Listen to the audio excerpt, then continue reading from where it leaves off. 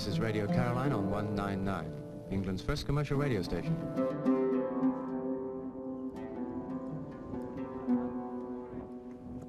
As far ago as 1925, radio broadcasting was becoming very influential, and the government of the day realised that this was a dangerous thing to have in the hands of private companies and individuals. They prohibited anyone else being able to send radio signals, so the only people that could send radio signals were the British Broadcasting Corporation, which effectively was an arm of the government of the day.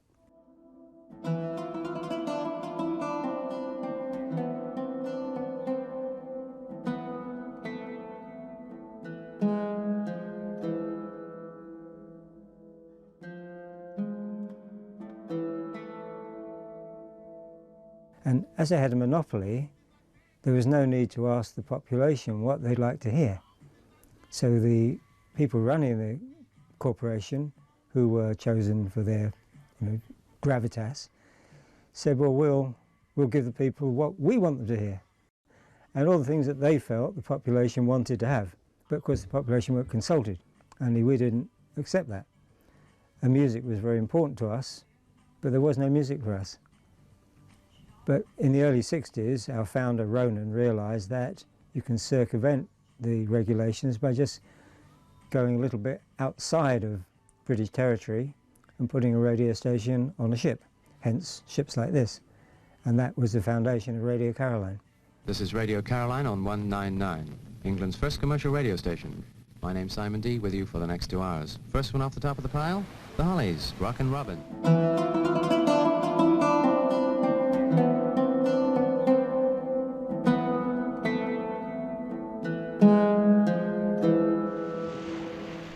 From somewhere in the Mediterranean,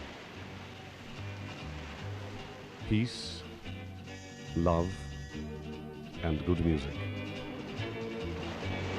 The voice of peace is your voice. First time that I heard the station, the Voice of Peace, was in the Suez Canal.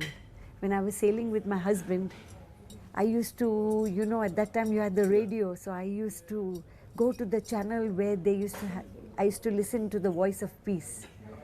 And that's how I came to know that there was a radio station called the Voice of Peace.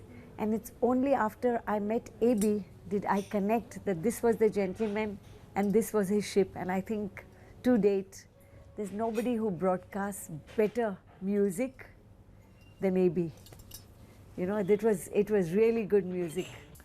The idea of a boat broadcasting from the sea was a result of a need, because he couldn't get license here in Israel, or maybe he didn't even try to get a license. But in any case, once you broadcast from the sea, you are a free bird. You can do whatever you want and open a radio station. At those times you needed all kind of regulations, and from the sea you don't need all those regulations, and therefore he chose to do it from the sea. And he was not the first one and not the last one. By the way, the settlers tried to imitate him and do the same years after him. There'll always be people who criticize, but we are not here as Israelis, we're here as people. And the goods that we have come from Arabs and Jews at the same time. And I think we should stop this whole business, I think they know who I am already and what the ship stands for and who the crew is. Peace is the word, and the Voice of Peace is the station, 24 hours a day.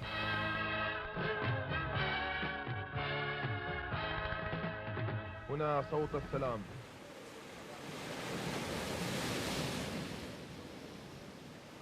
When Caroline started in Britain, we just had the BBC. There was no radio competition. And if you were a music producer, you couldn't get your new music played. And that was why Ronan O'Reilly started the radio station, to get new music played on the radio. I mean, Ronan was not averse to making money. Ronan very much liked making money and using other people's money. But because of his upbringing, his real motivation was to settle the score that he was blocked in doing what he wanted to do. Because you have to remember that his father was an Irish Republican and his grandfather was killed in the 1916 uprising where the Irish rose up against the British occupying Ireland. So there was a rebel streak there, and which is why, of course, he started Caroline at Easter in 1964, because it was Easter 1916 that briefly the rebels took over Dublin and took over the post office and set up gun emplacements and fought the British. So this was his way of saying, I'm evening the score with the British government in a peaceful way.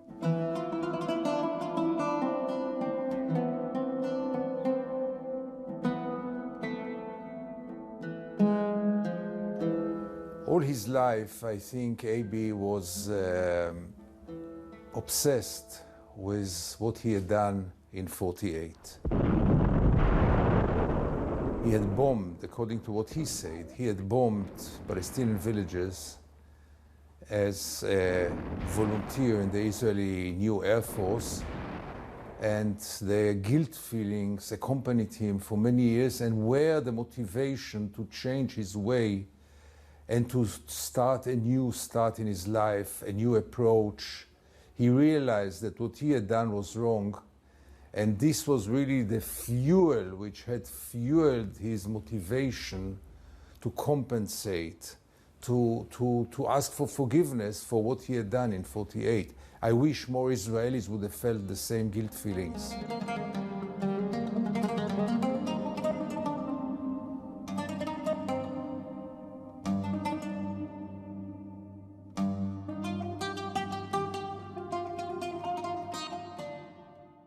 But it's very interesting that despite the fact that he was such a Zionist to begin with, he suddenly, not suddenly, probably in a process, changes and becomes more and more critical.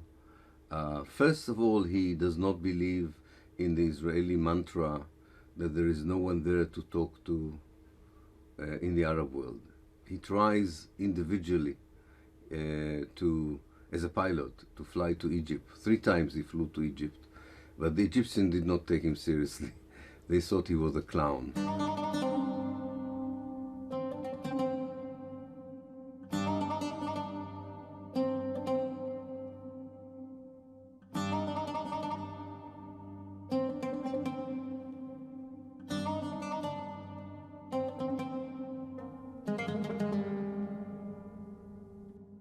And they sent him back immediately after he landed in Ismailia. And twice he landed in Ismailia, and once he came with a flight with Air Egypt from, I think, Larnaca.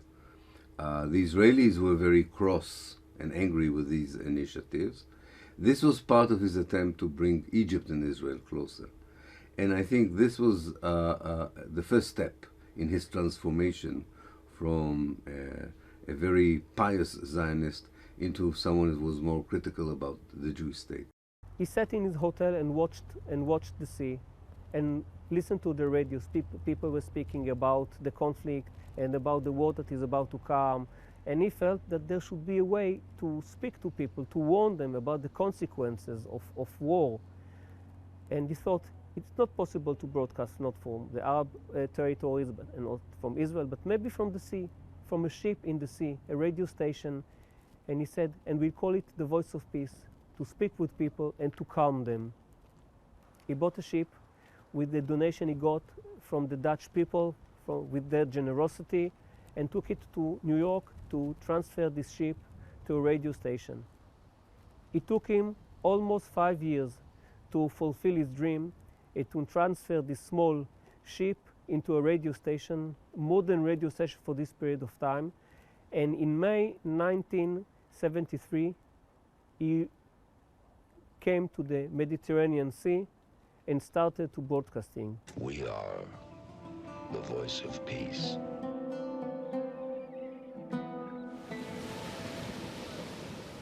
Well, there's an American saying which goes, you can't beat City Hall.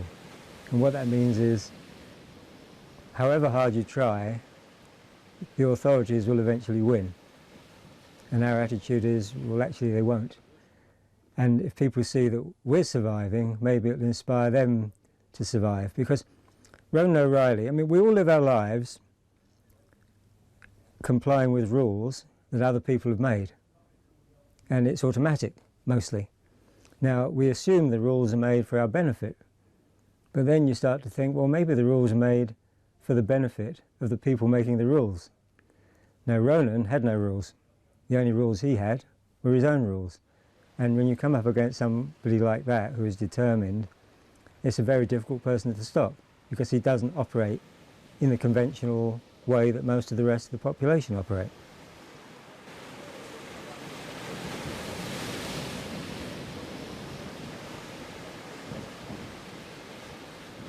Yeah, I was a teenager. Well, I was very young. I was about 7 years old when I first started listening to Radio Caroline. But a few years later, when I started working, at the age of 16, 17, Radio Caroline were doing what we call roadshows, discos around the United Kingdom and the southeast of the United Kingdom. I actually started going to those, and then got, to meet some of the people involved in Radio Caroline, and they knew that I could do engineering, and of course they were looking for engineers, and they were having a problem with the generator and just asked me if I would go out to the ship for a couple of weeks to have a look at it. Well, that was 40 odd years ago, and I'm still doing it. Radio Caroline North, with great music from the 60s through to the 90s.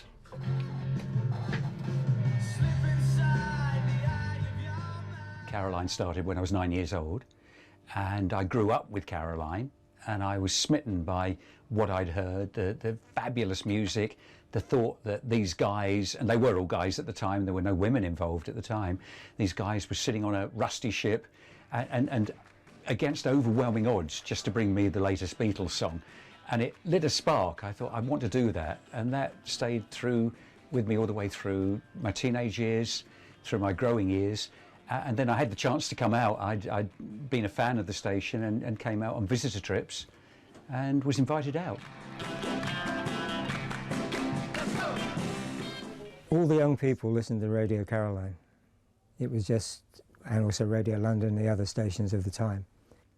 And I was only a young man. I believed in democracy. And when I saw the government, my government, were going to take away something that I could see was completely harmless and was incredibly enjoyable and giving people lots of enjoyment around the country in their millions, I thought, well, it's not very democratic to try and take it away, although I was very naive at the time. So I said to myself, well, I don't know about Radio Caroline, I don't know how it works.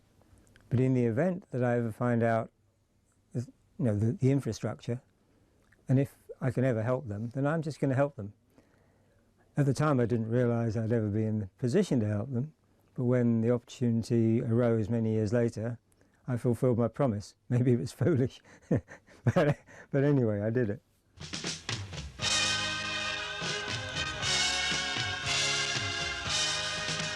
هنا صوت السلام على الموجة المتوسطة 1540.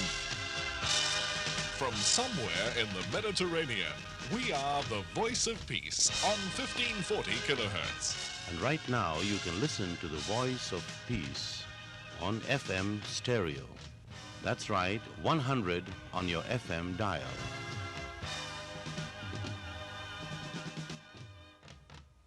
A.B. felt that if he's going to speak all the time about politics, no one will listen to the voice of peace. He understood that it should be a combination of music, of popular music, different styles, with in English, very nice and fluent English of British DJs, most of them were British, so that the public will enjoy listening to the radio. But between the songs, there were messages, jingles like no more war, no more bloodshed, peace is the world and the voice of peace is this station.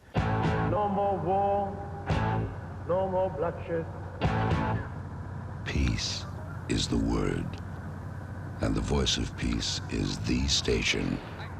People who listened, as I did, for many years to this station, were less exposed to the indoctrination that was part of the official Israeli broadcasting stations. So even if you were not exposed to direct political messages, you were also less exposed to the Zionist narrative, so to speak. And you were thinking in a more universal way. So I think in the long run it had a good impact on people's ability to think out of the box, to look look at things not only through the glasses of Zionism or Jewish national ideology. The second impact was, especially towards the last years of the broadcasting, the ship was totally identified with A.B. Natan. So even if the messages were not coming from the ship, people saw the project of the ship and his own more political activity as the same project. And I think that helped to make even a bigger influence in the direction of a more courageous political view vis-à-vis Israeli policies and ideologies. Well, what happens throughout the Mediterranean, all the radio stations and the television stations are controlled by governments. With the result, the Arab don't listen to the Israeli radio simply because they feel it must be propaganda since the government controls it. The same effect is on the Israeli side. The difference will be with our station that it will be a permanent dialogue. There are no speeches here. There's no propaganda. There'll always be views from both sides so that people can listen to the other point of view.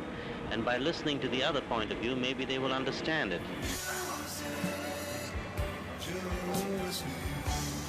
Radio Caroline, music into the 80s. It was a bit like a secret society. You had to ask around, because everybody had false names because no one wanted to go to prison. I concocted a name because I didn't want to go to prison for 2 years. But you just had to meet someone who knew someone, and gradually you were accepted and trusted, and Radio Caroline loved people who would help out. Everybody that came out to Caroline, for legal reasons, had a different name. It wasn't wise to have your own name, just in case you were arrested for playing a Bruce Springsteen record on a rusty ship. So we all had different names, and a friend of mine was Mick Williams. And before I came out to Caroline, he said, "What are you going to call yourself?"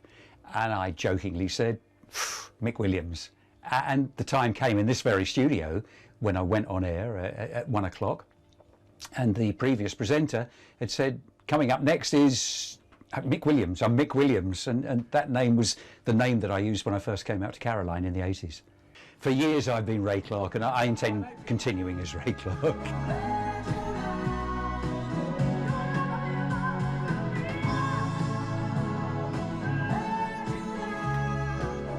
Radio Caroline North. All memories. All memories. All memories. Originally, when I went out to Radio Caroline in the 1970s, I did actually change my name to Stephen Bishop. But when I came back on this ship, the Ross Revenge, I actually came on the air. I was going to use Stephen Bishop, but the guy who was on before me knew me from when I worked on Irish radio in the Irish Republic, and I was called Johnny Lewis then, and he introduced me as Johnny Lewis. So I thought, well, I might as well stick with it now. Everybody knows anyway. Radio Caroline.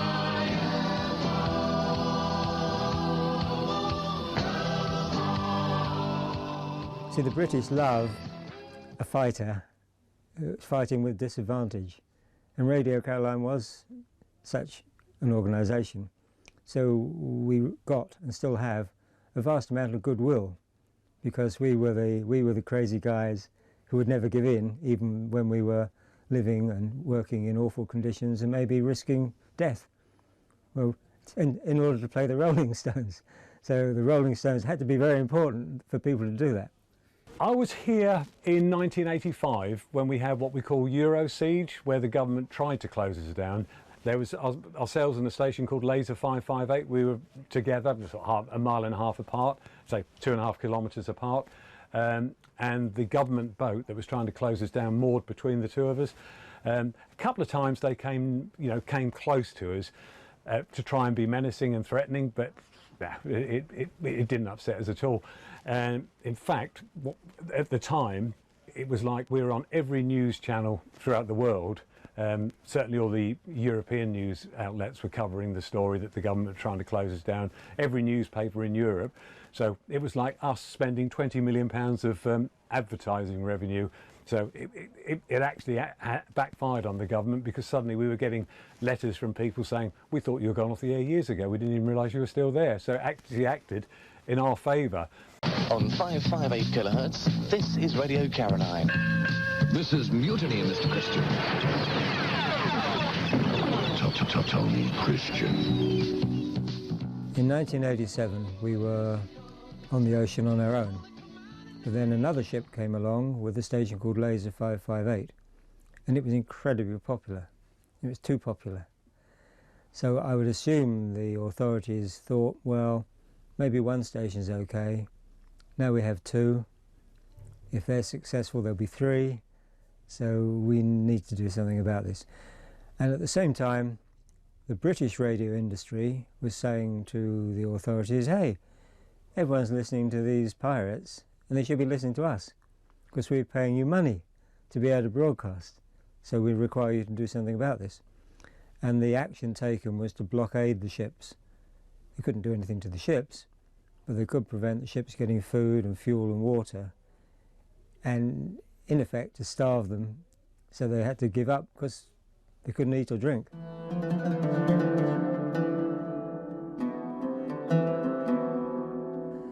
Maybe the early years of Caroline were not very professional, but it actually didn't matter, because no one had heard that sort of radio before. So even if they weren't very good, the population absolutely loved it. And in a few months after Caroline started to broadcast, it had a bigger audience than all the BBC networks combined. And of course the attitude of the government as well, somehow we have to stop this. And that's what set off the battle between the government saying, we will close you down, and Radio Caroline saying, you will not. They would try and come close to us in a rubber boat to try and measure how much water and fuel that we had on board. And on a ship, you've got a plimsoll line, so you can normally tell by that plimsoll line how the ship is laying, how much fuel and water's on board. So all we used to do was pump seawater into empty tanks and disperse it around the ship. So every day we sat differently in the water, and in the end they gave up. It was a cat and mouse game, but we used to have a lot of fun with them. Or when they came close to us in a rubber boat a couple of times with measuring equipment to measure our signals, and again they were just trying to be menacing. So on this ship, the Ross Revenge, we have a very powerful fire hydrant, so we can spray water, put fires out. So all we did was, when they came close to us, we warned them what we were going to do. They took no notice, so we just sprayed them with seawater. They soon disappeared, and they never tried that again. It was basically a junior minister in the British government trying to make a name for himself, and it backfired in some respects. Laser, they got off the air, but Caroline remained on the air, and they just gave up in the end and let us continue. And here we are. This is a test transmission of the Voice of Peace radio station. The Voice of Peace broadcasts from the motor vessel Peace lying in the eastern Mediterranean. The Voice of Peace was Abi Natan, and Abi Natan was the Voice of Peace. I mean, there was a lot of music, and he saw that through the music he can get also to the hearts of the people. But by the end of the day, it was his monologues, his interviews. He interviewed people, he did his monologues about peace, and his spirit was on the whole boat. I remember one interview that he did together with me. I think it was with Nabil Shah, when the Palestinians first mentioned the Jericho First idea before Oslo. And this was really a sensation, because they never talked about the Jericho First, and he was very proud about it. Later on, it gained some momentum, but above all, it was he tried to reach young people, and he saw that he can reach young people through the music, and this is what he had done. I don't think anything is going to happen yet, while the politicians are going to keep talking about the problem, and the United Nations and the big powers and the wise men all over the world.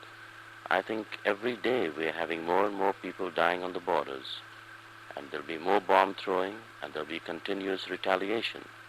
Actually, what is happening is the politicians will live to talk about these wars, and the ordinary man is going to keep dying. October War started, and again there was a fight between Israel and the Arab countries. And during the war, Abi took his ship to the port of, near the port of Port Said, and broadcasted messages for peace, so people will stop the war and think reasonably and speak with others. But he said it was like it was surrealistic because he could see the missiles and the planes, and the planes are being hit and falling to the sea, and everything was killing the others, but they didn't touch him. They didn't touch the voice of peace. After the war, he returned to broadcast again. Ivy, have you got permission from the Egyptians to go through the canal? Not yet, but I never asked for permission. They wouldn't let you go through last time. Why would they change their minds now? I think there's a better climate right now, and I think what we are doing right now is really, they can understand it's a people-to-people effort. It's a gesture of goodwill. It's with flowers. This day will long be remembered, Yom Kippur, as a day of a lot of violence. Maybe we can help change that day by presenting flowers. Aqaba Port Control, this is Panamanian Vessel Peace, Panamanian Vessel Peace, Papa Echo Alpha Charlie Echo, do you read? You are not permitted to remain in Jordanian waters, and you have to leave the Jordanian territory immediately. Over. Okay, we are leaving now. Thank you very much and good morning. Caroline could have got involved with politics. In 1970 the station did, but only for a short while. But most of the time it was here just to play music. The chances are, had the station really got political, had it overstepped the mark, then, as had happened in 1970, it would have been jammed by government, probably any government. And then, you know, if you were an embarrassment to the government, they do their utmost to close you down. Caroline knew how far to go, but didn't overstep that mark. And until the 80s, when the Dutch invaded the ship, they were reasonably safe. We kept ourselves to ourselves and just played the music, and that was the intention. We had 2 radio stations on the ship, one in English, one in Dutch. The contribution of the Dutch side was to bring us all the things we needed, fuel, food and water, and I would imagine money too, but that wasn't my area of authority. And the Dutch very much wanted there not to be a Dutch language pirate station. They weren't concerned if there was an English language pirate station.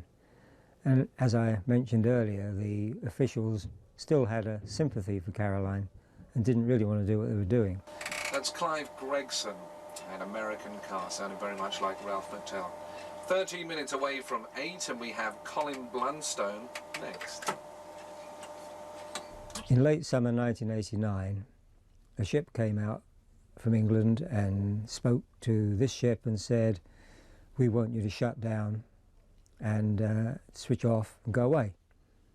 And if you don't, then something else is going to happen which is far more severe than our nice request." And of course, the law of the sea is you can't board a ship in international waters unless you're invited to do so. So our thought was, well, I don't know what they have in mind, but they won't board the ship because international law says you can't do that. But the next day a very much larger ship arrived and tied up alongside, and it came from Holland, and on board were Dutch police and Dutch coast guards. And in Holland, the Dutch police and coast guards, they wear guns, and there are a lot of them. So they climbed on board, and nobody's going to confront a uniformed man with a gun. And so they took the ship over. Now, my contention is they had no right to do so because they had no authority, because you're only a policeman in the country where that power is awarded to you. The second you are in a foreign country, or no country, you're not a policeman anymore, but you are a man with a gun. And they wrecked and stripped every part of this ship during the course of a day and took all of our equipment away and left the ship behind. But the crew were invited to give up and go ashore, and they said, no, we won't, we'll stay, and we started all over again, which is what happened. And this is the most wonderful moment for me, really, to come back out on a Caroline ship into the studio, play wonderful old vinyl again. This is what radio is all about. It was a great adventure. Yes, I was aware that I was breaking the law, but I don't make a habit of breaking the law. And if the worst thing I ever do in my life is sit on a rusty ship and play a Beatles record, I haven't got much of a problem with that. My conscience is clear. I wasn't that keen on rough weather, and out at sea we did have some really, really, really rough weather. But equally, we had flat, calm days, beautiful sunny days. So people pay to go on cruises. We were on a ship playing music, sitting in the sun. When the sun shone, it was lovely. You were with friends, all doing the same thing. They all wanted to be part of Radio Caroline. And let's face it, if you're going to work for a radio station, why not work for one with the most famous name in the world? We all used to discuss the music that we played. So the great thing with everybody who was on the ship was, if you can imagine a radio station on land, you got somebody come through the door, do the program, go home. Another person come through the door, do the program, go home. Here, we're doing what we're doing. A record library, you know, we used to sit around and talk about music, you know, what got us into music, when new records used to come out to the ship, and we used to get a lot of new records every week being sent to us, even though the record companies weren't supposed to, but they did because they knew we had the listeners.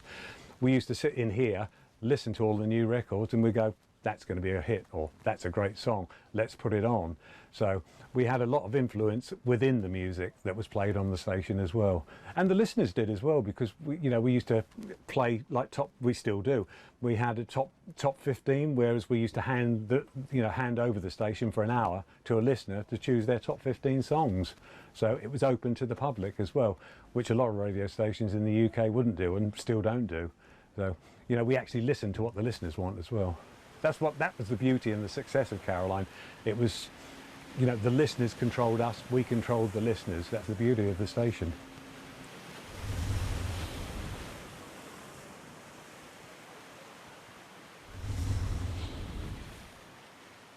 AB paid a hell of a price being in jail, and I visited him in jail, not for the radio station, but for his so-called illegal meetings with PLO leaders. I think at this time, when I visited him in jail and he sat few months there, we saw really the real face of Israel then, putting a man of peace in jail, while those who had blood on their hands and continued to shoot and to kill were the heroes of Israel. Soon after it became, thanks God, legitimate to meet PLO people, but in this stage it was still, Israel was not ready yet, after all the brainwash against the PLO, Israel was not ready yet for such a step. So really, whenever I think about it, a man of peace who tried to do peace with the enemy, with the Palestinians, who went to meet people, the most non-violent way to try to create justice, and Israel sent this man to jail. What a shame.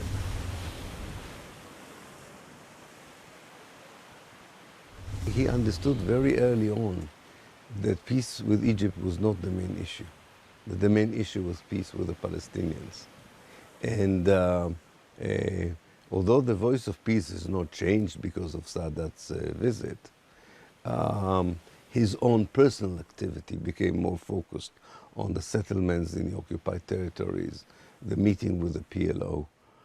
So I think that it was, to his credit, that it was a moment of achievement for him, not that he contributed directly to this peace, but he understood what many other Israelis did not understand, that this was not the whole picture, that there was still a lot of work to be done.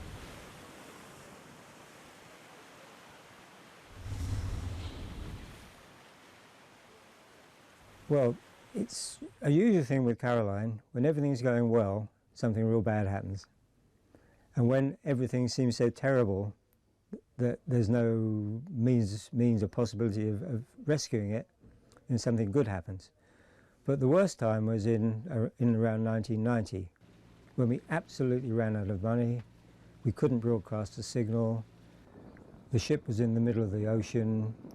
The living conditions were appalling. Nobody should have been expected to live like that. But people did live like that because it meant that some part of Radio Caroline still continued.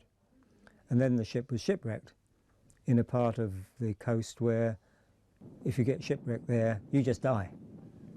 I mean, it's a part of the coast where 250 ships have been shipwrecked and no one has survived, and no ship has survived. And when I heard this was in the process of happening, me having put the people on the ship, encourage them to be there, I thought, well, this is good. I'm probably going to be responsible for the death of 6 people, with all the repercussions that will follow after that. But astonishingly, and thanks to the British Royal Air Force, there were no deaths, and all the 6 crew were rescued without injury. But then it seemed absolutely certain this ship would just be lost, would break up, would sink. But it was the only ship of 250 which was rescued and brought in to shore. And at that point, we had a ship, but nothing else. So our choice was, okay, you know, we've given it our best shot, let's walk away and get on with our lives. Or, you know, I think we'll start over again. And we did. She is so fine, I'll make her mine. Her name is Caroline. You're in line with Caroline on 199, your all-day music station. It's now exactly 9 o'clock. B-U-L-O-V-A, Bulliver watch time. Bulliver. Caroline Continental. It was a David and Goliath thing. You know, you had Big Brother, the government, trying to stop us all the time. And to be fair, they could have stopped us, but we had a lot of friends within the government, a lot of friends within the police who've just turned a blind eye. Because, I mean, since I've been working on shore, and you know, I worked for legal radio when I first came ashore, I remember talking to a policeman and he said, we have better things to do than chase DJs up and down the river. You know, we've got criminals to catch. All you lot are doing is playing music, and most of the police and most of the government listen to it anyway. But I think that's what kept us going, the fact that we shouldn't have been there, but we were doing no harm. You know, anybody who worked on the station, if we were doing any harm, we wouldn't have done it. That was it. But we were we were there to entertain, not to do any harm. We brought about a change in radio, in British radio, and again, that was, you know, that was what we were there for, to change British radio. We've done it, but we're still here. You know, we've got a licence now, and that's why we're sitting in, you know, if you like, a river, and not in international waters anymore, but still doing it on the ship to say thank you, because there's so many listeners who say Caroline's not Caroline unless it comes from a ship. So for for a weekend every month, we do everything from the ship.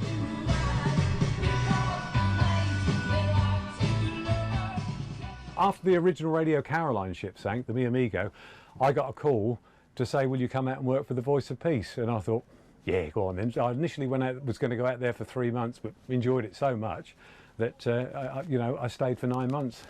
And we used to broadcast, from off Tel Aviv, but we broadcast to the whole of the Middle East. So again, we kept everything very short, very sharp, because a lot of people couldn't understand English, could they? You know, so. And that was why we kept the links very short and sharp there, but played pop music. Because at the time, I was there in 1980, at the time, I don't think there was many stations playing, you know, sort of pop music. So, and that was what we used to do. Very good morning to you, sir. Morning, madam. And a special good morning to you, sunshine. It's 6:04 for Tuesday morning, the 10th of June, 1980. Those are the Eagles. Peace is the word. And the Voice of Peace is the station, 24 hours a day. It was quite tragic because the whole project of AB was finally with a very sad end. It's a very sad ending. Personally, his life ended in a very, very sad way, lonely, forgotten, in a wheelchair. Israel didn't appreciate this man as he deserved. And also the ship. It got into financial troubles. Nobody was there to help him. There was Oslo, and everyone thought that there will be peace without Abi Natan, which was obviously not true. And in a certain stage, he gave up and made the ship sink. There were very few listeners then. It was all dying. And it's a very, very sad story. I mean, it's a good story, it's a good opening and many good years, but the end, both of the boat and of AB, are both very tragic, very sad, and shouldn't be like this. It should have been different. If Israel would know to appreciate heroes of peace and not only heroes of war, heroes who try to create peace and not those whose hands are full with blood, then AB would be more remembered and his boat would maybe broadcast until today.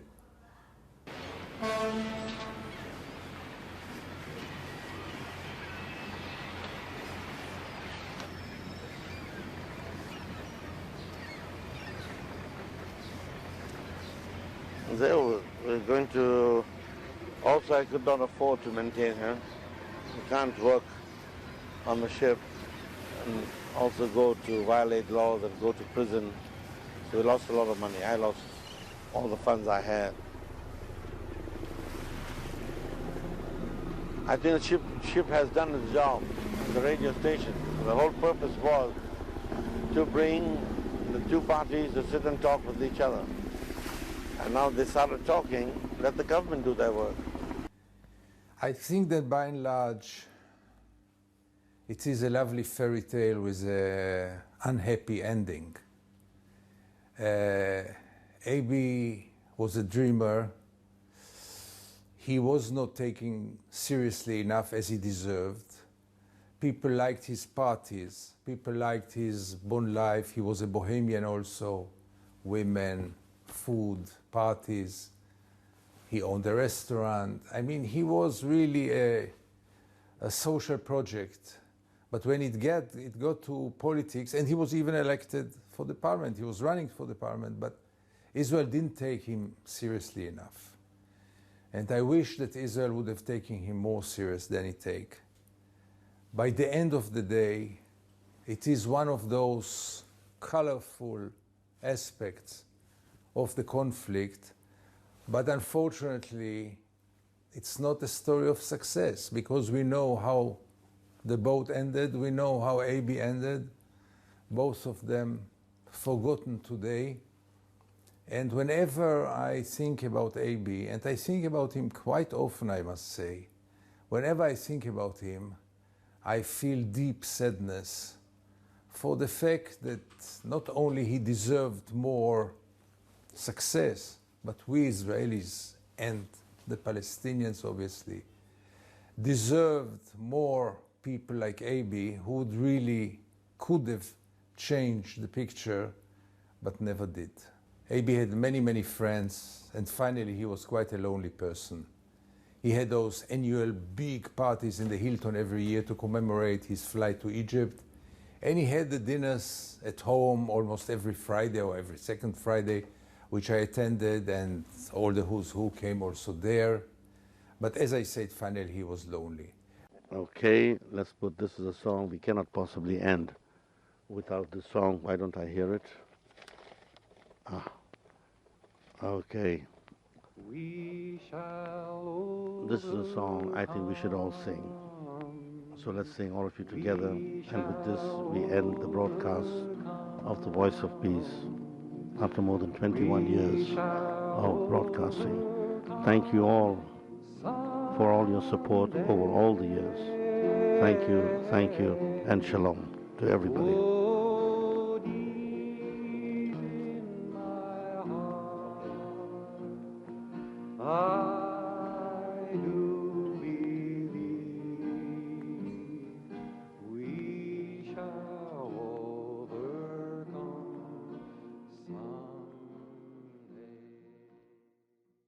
Well, the BBC doesn't float, so that's the first difference.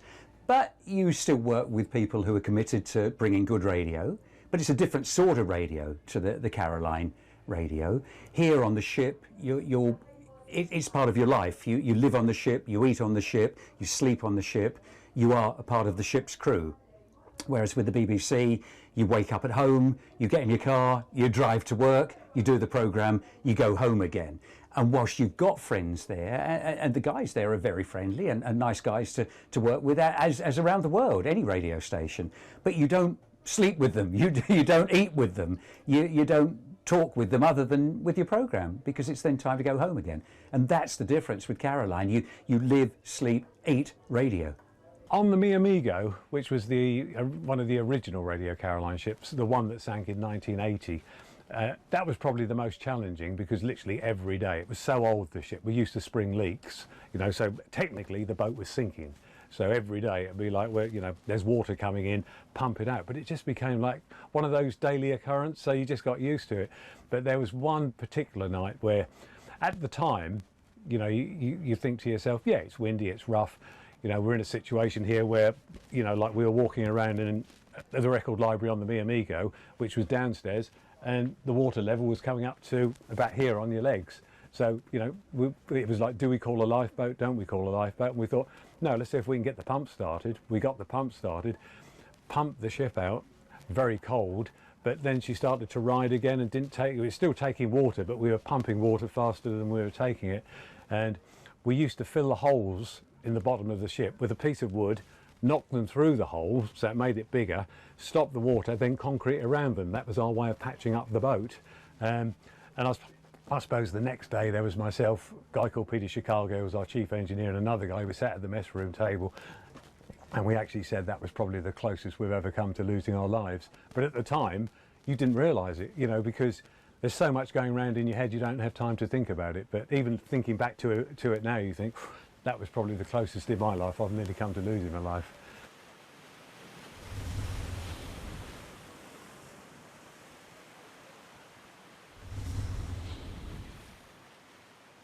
Well, the last days at sea, which was 1990 to 91, that's when the living conditions on the ship were utterly disgusting. But once we were in a British port, although we couldn't be pirates anymore in the way that we like to be, we thought, well, what are the essential elements of Caroline? One is to play good music, 2 is to have a ship, and 3 is to be completely independent and not be beholden to banks or investors or shareholders. So we rebuilt ourselves very slowly, because it was not easy. We rebuilt ourselves maintaining complete independence. I just love it. The chances are you heard that for the very first time on this radio station many years ago. The Patti Smith Group and Because the Night here on Caroline. You know when you turn the radio on and suddenly a radio blasts out of the speaker and you think, wow, I haven't heard this for ages and ages and ages. This is that moment. But the whole attitude has changed over the years. Following on from what Radio Caroline started, it's taken an awful long time. I mean, here we are now with a licence, with a government licence. But why couldn't they have given that to Caroline 50 years ago? It just seems that they were worried about something that really they shouldn't have been worried about. And perhaps that's the way with governments around the world. They worry that they haven't got control, and the government didn't have control of Caroline. But they had nothing to fear, because we only wanted to play music. We weren't spies, we weren't terrorists, we weren't bad guys. We just wanted to sit on a ship and play music. And some politicians still, even today, find that hard to understand. If walls could talk, this, you know, you'll never stop us talking here. We'll go on and on and on, because there's so many stories that could be told about this ship and how it survived as well. Yeah, it went onto a sandbank, the Goodwin Sands off the Kent coast, and ships that go onto that sandbank, there's not many have come off. You know, they normally just sink, but this one, no, came off totally unscathed, apart from a couple of dents, and that was it. And it went up in really rough weather. But that's the other thing, it didn't matter how bad the weather got, you never felt unsafe on the ship. Even on the Me Amigo, you never felt unsafe on the ship. You thought to yourself, because we call it the lady, you know, you say the lady's looking after us, she's looking after us. And again, something we often talk about is in the history of Caroline, which was 1964 to 2019, nobody's been, you know, seriously hurt or even, you know, worse, killed. Yeah, we've had a few injuries, but that's it. You know, and when you consider what we went through to keep a radio station on the air, it's remarkable.